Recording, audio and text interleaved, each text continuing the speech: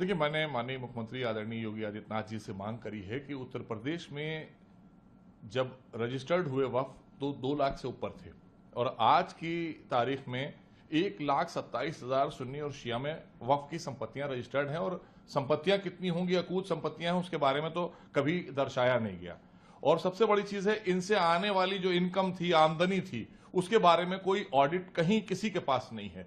तो हम माननीय मुख्यमंत्री आदरणीय योगी आदित्यनाथ जी से मांग करेंगे, क्योंकि हम जीरो टॉलरेंस पे काम कर रहे हैं, हमारी सरकार जीरो टॉलरेंस पे भ्रष्टाचार पे काम कर रही है। तो इसलिए हमारी मांग है इस संपत्तियों को लेकर कि वक्फ की जो संपत्तियां हैं उनका ऑडिट होना चाहिए। वक्फ अधिनियम 47C के तहत वो राज्य सरकार को पूरा राइट है, पूरा अधिकार है कि वो सारी संपत्तियों का ऑडिट करा सकती है। और बड़ी बड़ी संपत्तियां हैं, बड़े बड़े इदारे जो चल रहे हैं, चाहे वो लखनऊ में हो, कानपुर में हो, गाजियाबाद में हो, मुजफ्फरनगर में हो, सहारनपुर में हो, आगरा में हो, सब जगहों पर बड़ी बड़ी संपत्तियां, बड़े बड़े जो इदारे हैं, चाहे वो आप यहाँ नदवा ले लें या इस्लामुल करके इस्लामुल है, एक इस्लामिक वहां पर आगरा में है, तो इनके अंडर में ही 50-50 संपत्तियां हैं। तो ऐसे तमाम से सो कॉल्ड धर्मगुरु हैं, जो नेता भी हैं और धर्मगुरु भी दिखते हैं, ये सारी संपत्तियों पर यही लोग बैठे हुए हैं।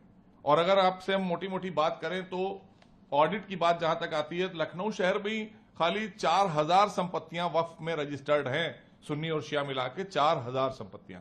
और छोटी सी बात है कि आप यहां से निकलेंगे तो ये लवलेन में चले जाएं, यहां आप देखेंगे एक मस्जिद से लेकर और तमाम प्रॉपर्टियां इसकी जो हैं, आप उनका सोच सकते हैं कि कितना पगड़ी आती होगी।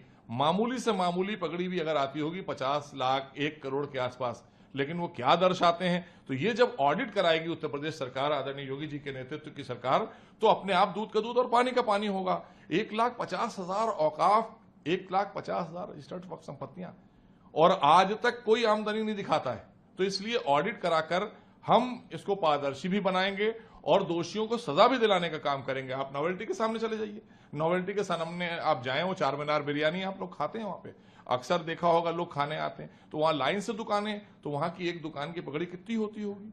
तो ऐसे ही लखनऊ की हम खाली बात कर रहे हैं, अभी हम और शहरों में नहीं गए जिनके नाम लिए।